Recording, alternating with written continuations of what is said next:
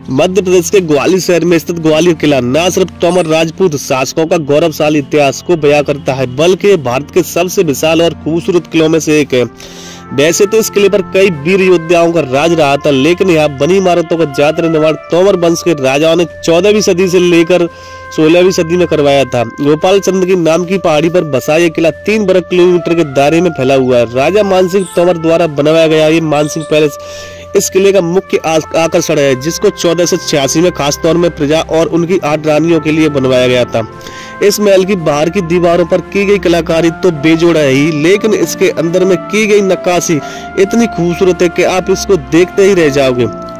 यहाँ उस जमाने में एक मंदिर हुआ करता था और इन 33 खिड़कियों द्वारा 33 देवी देवताओं को दर्शाया गया था। इस महल को सुरक्षा की दृष्टि से भूल भुलैया की तरह बनवाया गया था और इसके कच्चों में ऐसी टेक्नोलॉजी का इस्तेमाल किया गया था जिनके बारे में आप जानकर हैरान रह जाएंगे।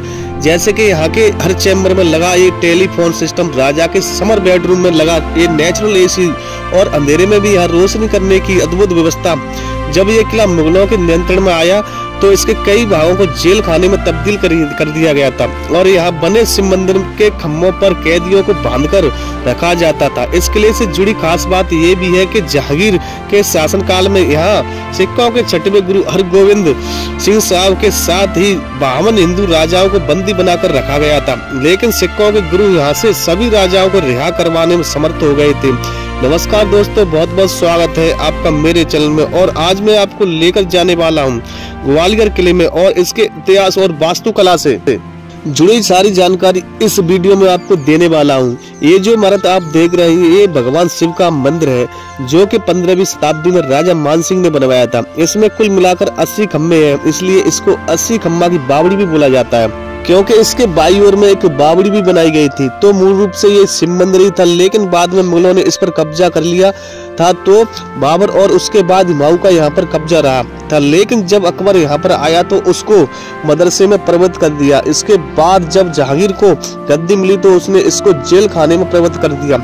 तो जहांगीर के समय में इन कैदियों को खम्भों से बांधकर रखा जाता था। ये जो बीच का जो हिस्सा जो आप देख रहे हैं, यहाँ पर उस जमाने में शिवलिंग हुआ करता था। ये यहाँ की बावड़ी है, जिसके पास तक जाने के लिए इस गेट का इस्तेमाल किया जाता था और दोनों तरफ नीचे जाने के लिए सीढ़ियां भी दी गई थी।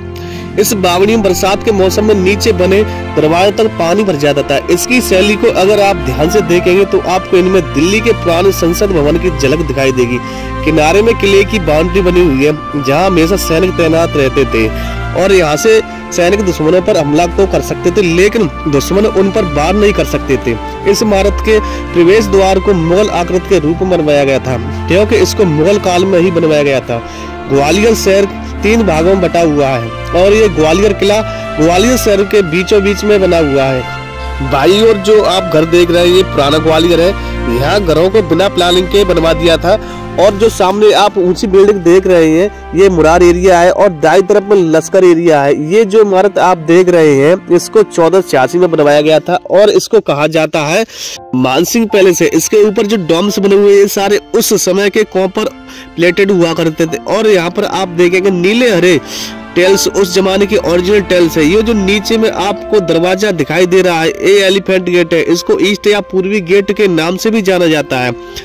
तो यहाँ से अंदर पैदल जाने वालों के लिए रास्ता बनाया गया है। तो फिलहाल इस किले के 2 मुख्य द्वार हैं, जो है पूर्वी गेट और पूर्वाई गेट। एक तीसरा द्वार भी हुआ करता था, जिसको सरकार द्वारा स्थायी रूप से बंद करवा दिया है।